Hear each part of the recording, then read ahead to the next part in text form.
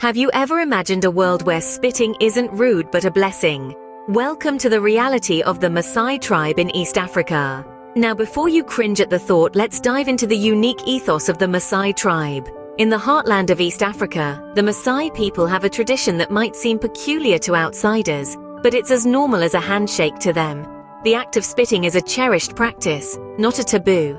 It's a ritual of bestowing blessings and fortifying bonds. When a Maasai elder spits, it is not an act of disdain. Quite the contrary, it's a gesture of goodwill, a prayer for prosperity, a wish for well-being. It's a unique social interaction that has been woven into the fabric of their society, passed down through generations. In Maasai culture, a newborn is welcomed with a gentle spit on the forehead, a sign of protection from the evil eye. Friends spit on their hands before shaking each other's, a symbol of trust and respect.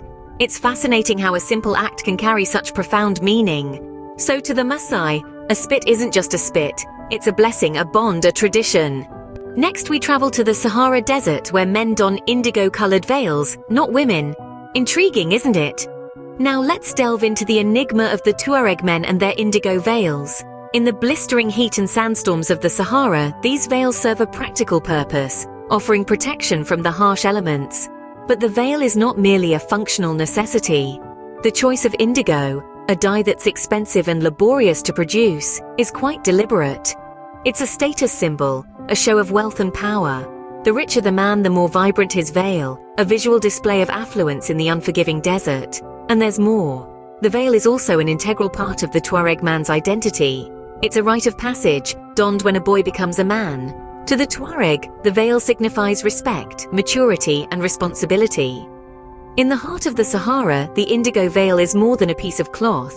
It's a statement of affluence and identity. A competition where the fattest man wins? Yes, you heard it right. Welcome to the Bodi tribe of Ethiopia. Now, this isn't your typical weight gain challenge. It's a unique cultural tradition wrapped up in the vibrant Kyle festival. Here, men strive, compete, and indulge, all in a bid to fatten themselves up.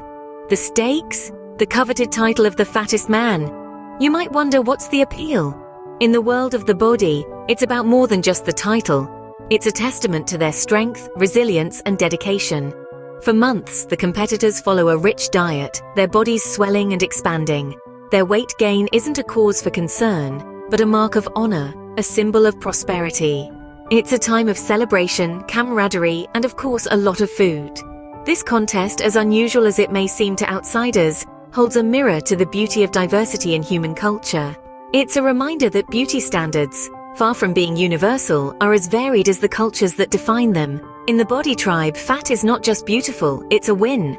In the Samburu tribe of Kenya, age doesn't just bring wisdom, it brings power. This community is a shining example of a gerontocracy, a system where the elders hold the reins. The aged are not just respected, they are the decision makers, the power brokers, the wise counselors guiding the tribe's path. Just imagine, the older you get, the more influential you become. Your words carry weight, your advice is sought, your decisions shape the community's future. It's a stark contrast to societies where age is often associated with decline. In Samburu, every wrinkle, every grey hair is a badge of honor, a symbol of authority. The tribe's belief that wisdom comes with age forms the bedrock of their social structure. It's a system that has stood the test of time, harmonizing the community and ensuring the survival of their culture. In Samburu society, age is not just a number, it's a position of power. Now, let's meet the Woodabe tribe, where wife stealing is not a crime, but a festival. In the heart of Africa, the Woodabe tribe has a unique tradition that takes place during the Gerontocracy festival. This isn't your typical festival. It's an occasion where the act of wife stealing becomes a ritualistic practice. But don't be taken aback just yet. This isn't a case of forced betrothal or marriage. Quite the contrary. In this tribe, it's the women who have the final say, the ultimate choice. If a man wishes to steal a wife, he must first impress her with his charm, his dance, and his display of tribal masculinity. Only then might he stand a chance. But the final decision? That always lies with the woman. She must consent, she must choose. And in this way, the Gerontocracy festival becomes a vibrant display of courtship, choice, and cultural traditions. It's a time of celebration, of competition, and of potential new beginnings. In the Woodabe tribe, stealing a wife is not just an act, it's a tradition, a festival, a choice. Ever thought pain could prove your worth? In Nigeria's Fulani tribe, it does. The Fulani tribe practices a unique tradition known as the Sharo. This isn't your run-of-the-mill meet-the-parents kind of ordeal. No, the Sharo is a test of endurance, a rite of passage for young men ready to tie the knot. In this ceremony, potential grooms are required to withstand a series of beatings. You heard it right, beatings. And it's not just about enduring the pain, it's about doing so without showing any signs of discomfort. A true test of grit and resilience. The Fulani men stand tall and unflinching, their bodies bearing the brunt of each blow. They do this in front of an audience, their potential brides watching closely. The man who endures the most, who shows the least signs of pain, is considered the most worthy groom. For the Fulani men, pain is not just pain, it's a test of strength, a rite of passage, a proof of worth. Finally, let's journey to Kenya, where an itchy palm might just mean an upcoming windfall. Picture this. You're going about your day when suddenly a slight tingle begins to prickle your palm. In many parts of the world, you might dismiss this as a minor annoyance, but in Kenya, this could signify a whole lot more.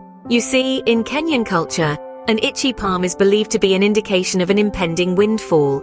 It's a sign of good fortune knocking at your door, a delightful little quirk that adds a dash of excitement to daily life.